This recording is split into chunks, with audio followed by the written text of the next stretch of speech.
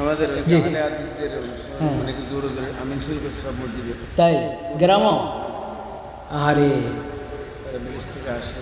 হ্যাঁ, বিদেশে যায় অনেক ভাইরা, বুঝছে? বিদেশে গিয়ে যায় হলো রিয়াল আনার জন্য। কিসের জন্য? তো রিয়াল আনতে গিয়ে উনি জোরে আমিন শিখে আসেন। আমি আরে আমাদের দেশের ভিতরে তো জানে না, আমি এখান থেকে আমিনটা নিয়ে যাই আমাদের দেশে। তো এই দেশে তো আমিন বলে, আসতে বলে।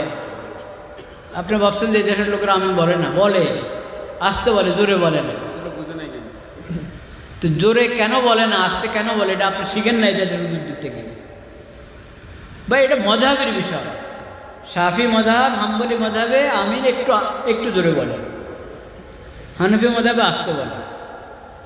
দলিল ওটারও আছে, এটারও আছে, কিন্তু মজবুত দলিল কোনটা?